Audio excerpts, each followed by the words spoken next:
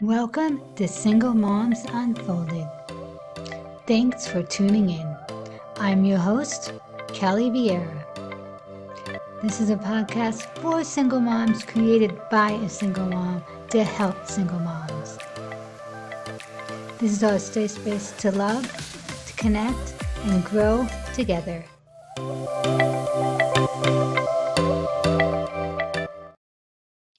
Hi, and welcome to Single Moms Unfolded. Today we are here with Nicole Cruz.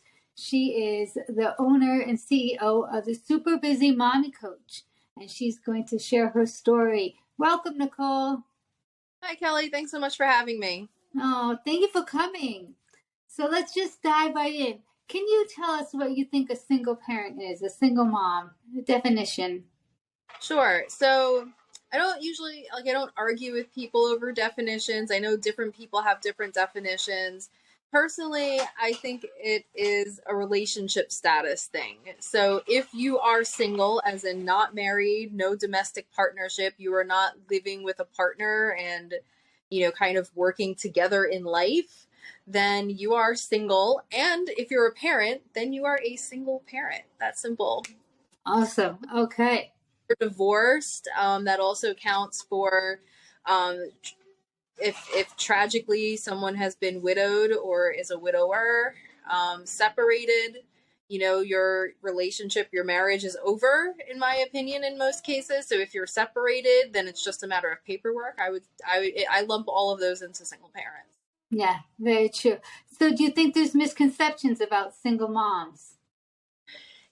I think part of the issue is that we're all different.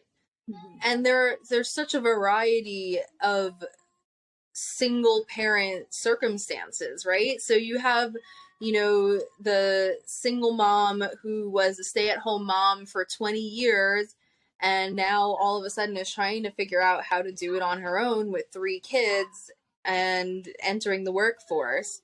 You have the single mom who was with a deadbeat, who was used to doing everything on her own, had someone, mooching off of her, and then is now, adjusting, maybe a lot of times in that case, the divorce feels like a relief, but they're still adjusting to doing it all on their own, having the kids 24/7 in some cases. You have people who have very active co-parents. You have people with absent co-parents.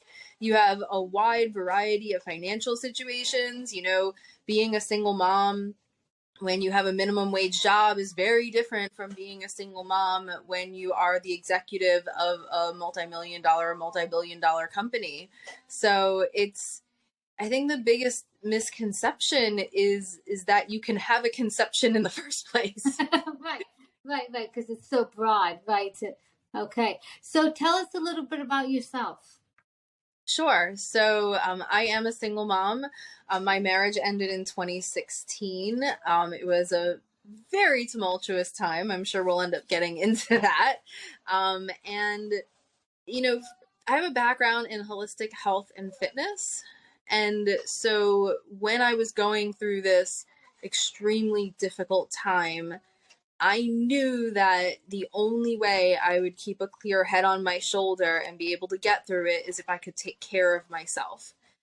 And even with that knowledge of how important health is, how important fitness is for your energy levels, for mental health, for mental clarity, to not go into an emotional downward spiral during tough times, even with all of that knowledge, with those values, it took me about 1.5 years after becoming a mom and shortly after my marriage ended until I figured out how to make it possible to attain the high levels of fitness and health I was used to before I was a mom, when I needed it more than ever before.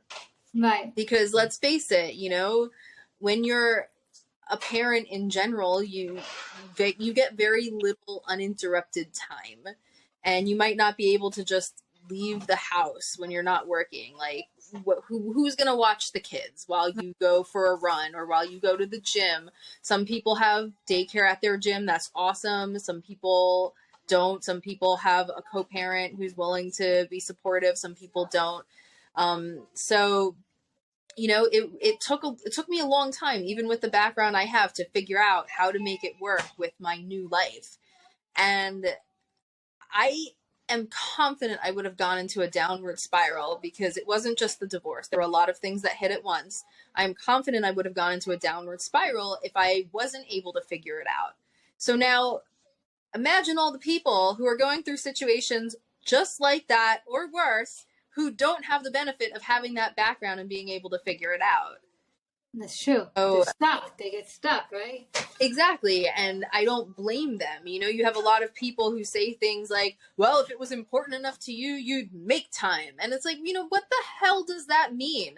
Right. But I'm sorry that putting a roof over my head, buying food for my children, and ensuring, you know, they're safe and bathed and clothed and all of that stuff, I'm sorry that that is also important. Like what? Where is this supposed to come from? I think the people who say that are completely ignorant and don't know what it's like to go through times like that, honestly. So yeah, so that's kind of, you know, that's my background. That's my personal and a little bit of my professional story. Okay. So what was your first reaction when you found out you were going to be a single mom? And how did that go? Did you know it was going to were you like, was it like, oh yeah, I can see this not going, or all of a sudden, boom, this is going to happen? No, I mean, there were things that were going wrong the whole time, but I thought that we were like fully devoted to each other and would work through it. And then he ended there. So I didn't know it was coming. And, you know, my first reaction was denial. Like, no, like, stop it. We're going to make this work. Don't give up on us yet. You know, like, I really didn't. I thought we would just get past it. You know, like, my mentality was, if I don't give up on him, everything will be fine. And I was wrong. So yeah, it was denial. And then it was terror. Honestly, like, I was terrified of becoming a single mom. I mean, what's the narrative, right? Narrative is that single motherhood is a pile of hardship and misery, and on the rare occasion you have a spare moment, you spend it crying about not having a husband. You're so miserable and lonely all the time. Yeah, exactly. Yeah. Like that's the narrative. That's what we think. Yeah, this is a horrible thing. I can't get out of this. This is me forever. Yeah. So who would want to enter into that? And then not only that, with my circumstances, I couldn't imagine logistically how it could possibly work. Like, it just seemed impossible, and like I couldn't do it, and like I couldn't handle it. Right. So you had to start from scratch. So what like was the biggest struggle when you first started? Like, okay, what was the biggest thing that you had to overcome? Oh, I have to. Once you accepted, okay, I'm a single mom. It's, you know, no matter how much I try, it's not going to work. What where do I go from here? Right? Because a lot of us are, okay, I'm done with shop, but now I'm lost because I don't know where to start. And yeah, so for me, the two biggest things were, I mean, the biggest thing was logistics and finances. Shortly after the marriage ended, not surprisingly, our business went under, and that, you know, sometimes what's on paper doesn't matter. It's what actually unfolds in reality. So unfortunately, that fell, like, the fallout from the failed business fell 100% on my shoulders. And I was fighting the bank in court to keep my home. And now all of a sudden I had to figure out how to afford daycare for 13 hours a day. Right, yeah, right. Yeah, fun. Yeah. Now I'm in New York City, trying to find daycare that, well, I couldn't afford any daycare, let's be real, but daycare that I could, you know, be really crafty with my finances to kind of pull it out of thin air somehow in the short. Right, yeah. Even just to find that was nearly impossible. And then the hours, right? So in order to get to work on time, I had to, you know, leave at like 6:30 in the morning, and then I got back at 6:30, 7 o'clock at night.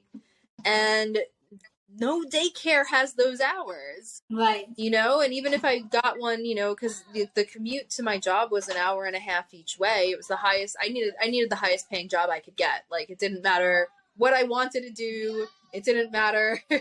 No, you needed food, you needed shelter. Like, Yeah, it didn't matter. the highest paying job I could get and do whatever it takes. And I'm sure so many people listening to this can relate.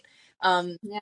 And I was lucky that I was able to get one that allowed me, I didn't lose my home in the end, and that allowed me to recover. So, yeah,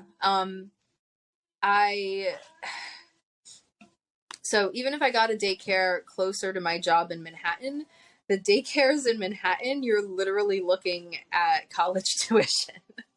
Oh my God. Yeah. So,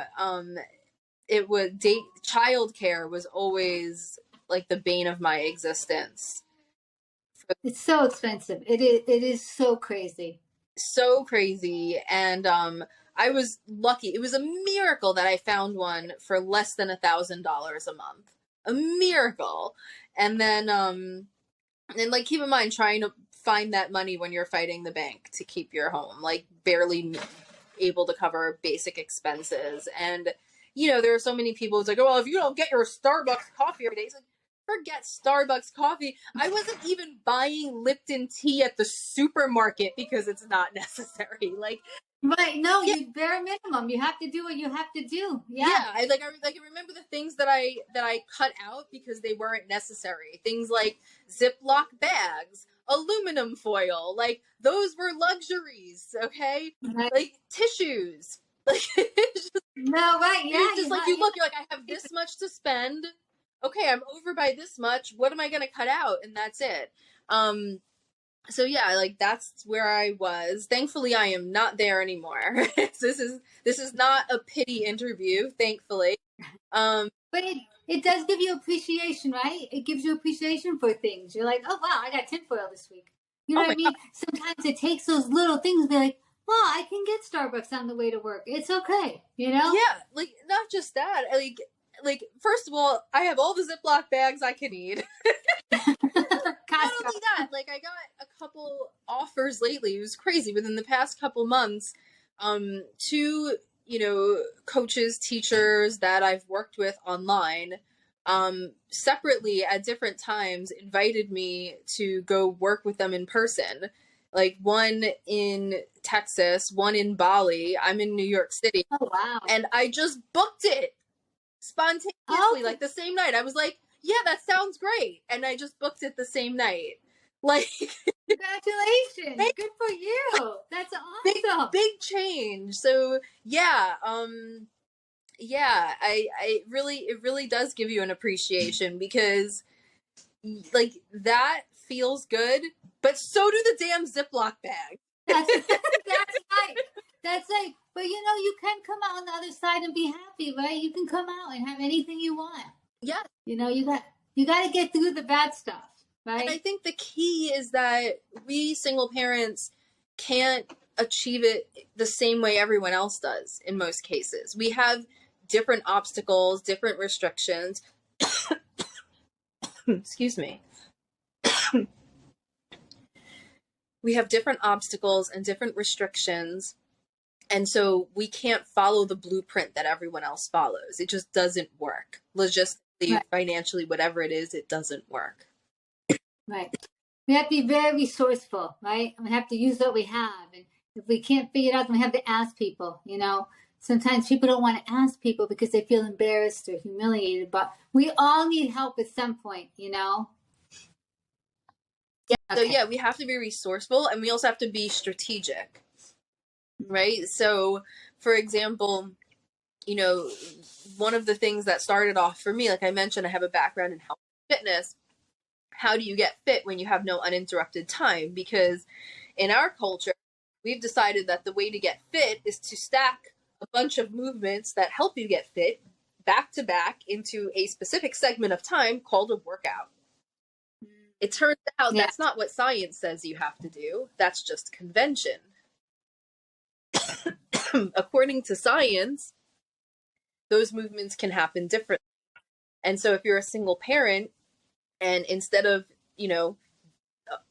creating a fitness regimen as a textbook exercise and then telling single parents to mold their lives around your textbook workout, if you apply science to the conditions of single motherhood or single parenthood, then you separate physical activity from what we call progressive overload, which is just a fancy way of saying you have to challenge your muscles in a strategic way and make it more and more intense over time in order to get fitter. You separate those two things out, because the same thing that prevents you from being able to do a traditional workout makes it really easy to get physical activity.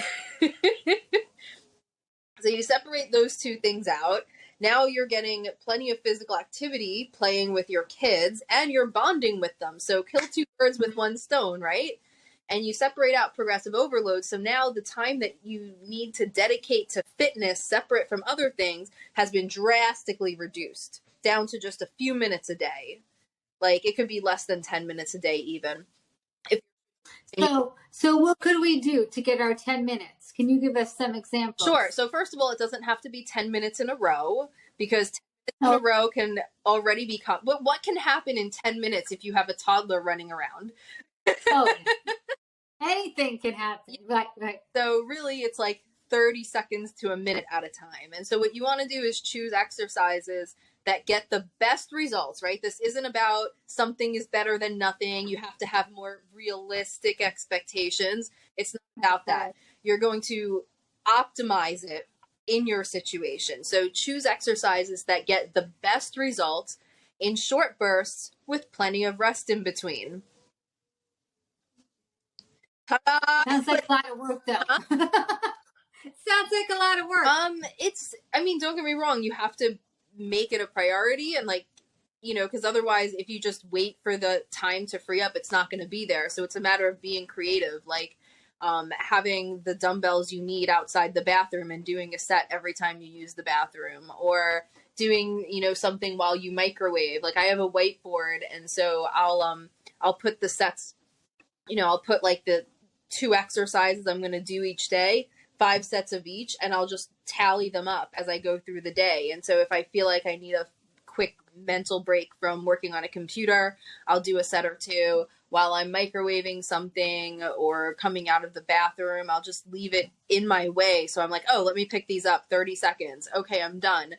And for these specific types of workouts, it's actually better not to do them stacked back to back. You want rest in between. So you get the same results. I mean, I tested it with busy parents around the world. You get comparable results to a traditional high quality regimen.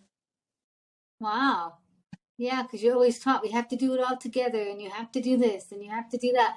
Wow, just doing a couple here and there sounds like, okay, I can do that. Yeah, and don't get me wrong, if you have a specific fitness goal, like if you want to increase your endurance to play basketball, then no, that method isn't right for you. But most people, they're not being that specific. They want to be healthier. They want to increase their cardiovascular health and capacity. They want to increase their strength and bone density and longevity. And you can do all of that with this method. So yeah, and I think, I'm focusing on that because that's what I do. And so it's the best example for me to give, but you have to be that strategic with all aspects of your life. And so, I was that strategic when it came to my career. I found creative ways, I couldn't go back to school. So I started doing my work online, and then, oh, look, now I'm a business owner. Let me add that to my resume. I have created a business plan and executed it. I have created and executed a marketing plan, including a marketing calendar. I have, customer service, you name it. I did all of those things in the course of my business. So I created my own work experience, put it on my resume, and then was able to make a couple of career jumps, just a year apart, that got me to the point where, 2016, within 3-4 years, I was at the point where I was financially stable, and within 2 years, things were a lot better. I was kind of leveling out. I wasn't in that emergency anymore. By 4 years, I was good. And then forget it, 5 years, it just things just kept going. And then now I'm in the situation I'm in now. Right. So every, little bit of a time, you kept gaining more and more experience and making more money and making it better for your Yeah. family. So, at first I figured, oh, I need this extra income on the side, but then it ended up increasing my income with, the work I do during the day as well, with my career during the day. And then I've been kind of using them in parallel. So then I sought out positions where I'm learning business skills, which then enhance my business, which then goes back, and then I can, put those accomplishments, enhances my career. And yeah, like it's about being like extremely strategic and innovative and creative in the way you go about things, because the traditional solutions just aren't going to work in most cases. Yeah, just getting the 9 to 5 job and working and hoping that you get promoted doesn't work. No, You need to do yeah, more. You need to do more. and creating your own experience in the way I did is one thing that I suggest people give it a shot.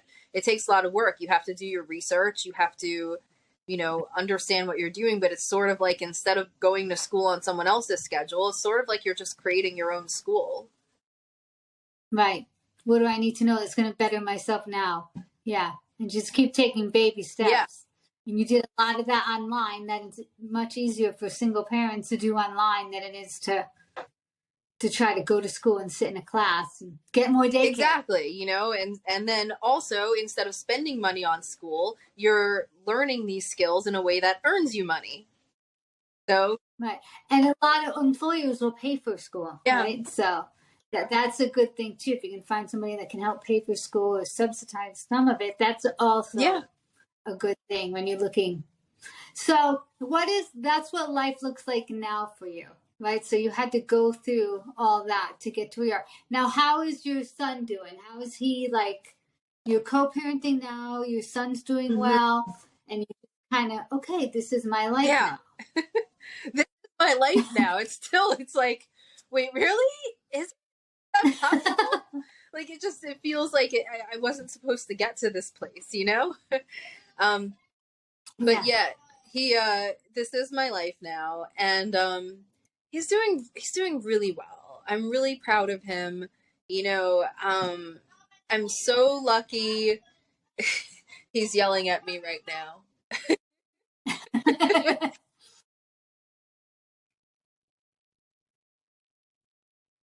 Sorry about that. That's another thing. Like, if you wait for perfection, like, I have to do work where those interruptions can happen, because they're going to happen. And if I waited until they didn't happen, then what would I be doing?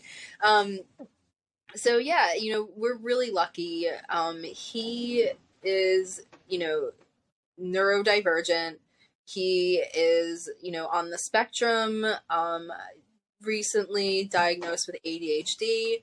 And our local public school, which is literally just a couple blocks away, happens to have this, like, program in tandem with NYU, where it's literally designed for kids with mild autism. The teachers, like, understand his needs and are, like, enthusiastic about working. They think he's fantastic. And they've set up this, like, environment where all the kids just respect each other's differences, and it's just normal to them. They're young. This is just normal to them, that everyone's different in all these different ways. It's a very multicultural school. It's New York City. You have people from all over the place, all different backgrounds. It's just like, this is their norm. This is, and then the teachers. So, I mean, I could not have asked for a better situation. And so we got really lucky with that. So he's thriving. He loves traveling. Like, oh, that's awesome. Yeah. So he's become my travel buddy, and he has this personality. He's a natural leader. Like, every situation, he thinks like he's an adult. Like, he just wants to step up, like, okay, so here's what we're gonna do. Blah, blah, blah. And it's just like, okay, you're 8. But he begged me. I was going to a wedding in Egypt, and he begged me for weeks to come. I thought it would be a horrible idea. Like for him Oh, cool. You know, a 20 to 24-hour trip, and then being in the desert sun and going to like monuments and museums that did not seem like a trip for a 6-year-old. He begged me, and he was so good. Oh my God. He had such a great time that now he's my travel buddy. We'll just go all over the place. We're going to Stockholm in April. That was his idea. He decided one day that he came up to me and said, "Mommy, we have to go to Sweden." Because, you know, just like at the time he was 5. So we were supposed to go during the pandemic. It took a few years to make it happen. Yeah. But yeah, so we're going to Sweden. But that's incredible. yeah, he's just, and then he takes charge like with these things. He'll just be like, "All right, Mom, I got the suitcases. I'm gonna go look at the board and see what time we have to go. Here's the train. We have to go this way. Like, just follow me, Mom. I got it." You know? Oh wow! So you're doing an awesome job. You know, to have a son that has that all together. I mean, we're just trying to get our room clean here. We're just trying to figure out how to pick up the crap on the floor. You know, that's amazing. Kudos I mean, there's still some of that, but you know, you know, I'm proud of him, and he wants to add something. What, bud? No, you're naked. No.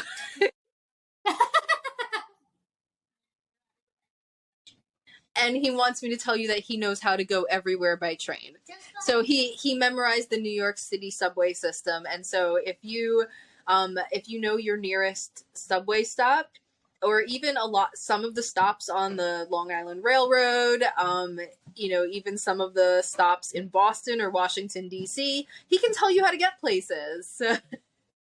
Wow. Well, I might have to look him up, you know, because I get on, I'm always counting, okay, how many stops do I have till I get to Times Square or whatever I'm going to? He will tell you, you know, he will tell you how to get there if there are service changes, how to get there during rush hour, how you can get there if you want to take, you know, as many trains as possible, which is often his goal. Not so much yours. You know, I try to explain to him, like, no, well, buddy, most people just want to get there as fast as possible. Yeah, but if you go this way, you could take this and this and that and that. That's awesome. Oh my God. Oh my God. Incredible. Thank you. Incredible. So I want to ask you, if you could go back and tell your younger self something, what would you tell yourself? I would tell my younger self that she is so much stronger than she thinks she is. I never in a million years would have thought that I could handle even a fraction of the stuff I've handled in my life. I thought that I was weak. I thought that I couldn't, honestly. I thought that I couldn't. And it turned out that, I guess, I don't know, when I was unleashed in the world, you know, when I was like, you know, a real adult, I just felt like I wanted to take on stuff that was important to me. And then when I didn't have the choice and I had to, it was so much worse than I could have imagined. But here I am, you know, I didn't right. You got through it. I didn't, you know, I didn't go into that downward spiral like I thought I would. Here I am. So, yeah. That's awesome. So if you could leave us with a single mom tip, what would you want to tell single moms? If you could tell them one thing that they need to know, what would you leave them with? It's your life, and nobody gets to decide what you should do, how you should live it, what's more important, how you should parent. You know, things are going to conflict with each other a lot. And you're going to have to decide what won't get done, what's more important, and you're going to have to do what's right for you, not what you think you should do, not what the experts tell you to do. Don't get me wrong. You know, learn and consult and consider all of those opinions, but in the end, it's on you, and do it guilt-free. I have a giant pile of laundry that's been there for weeks. I don't care. If like there are so many times where things will just get out of hand in one way or another, and I'm like, this is what I think is the best course of action. No guilt, shame. But go with what you think is important. Take not radical ownership of your life. Take responsibility for everything in it. It's scary, but do it. That's the only way to get where you want to go. And sometimes it's going to be uncomfortable or painful to other people. Sometimes it'll be uncomfortable and painful to you, but really look inside yourself, because if you abdicate responsibility, well, I couldn't because of XYZ, or I couldn't because, this or that, then things are going to get even more painful in a different way. Okay. Wow. Well, we learned so much from you, Nicole. Thank you so much. Tell us how we can get a hold of you if there's single moms that need some help. How can we get a hold of you? Thank you so much for having me. Any single moms who want to get in touch, you can find me at Super Busy Mommy Coach on Facebook and Instagram. You can also friend me out there. You can friend me on Facebook. Search Nicole Tiffany Cruz, because there are way too many Nicole Cruzes. I have conversations on my page. Let me know that you found me on Kelly's podcast, so that I don't think you're some random creepy person, and I'll let you join those. I'll friend you so you can join those conversations with us. Awesome. Thank you so much, Nicole. We appreciate your time and energy. Thank you so much. It's been a pleasure. We want to thank you for tuning in today. Every Thursday there'll be new episodes, so definitely check back. In the meantime, feel free to follow us on Facebook at My Happy Place and Instagram at My Happy Place for Life. That was with the number 4. Remember, you're smart, you're beautiful, and you got this. See you soon.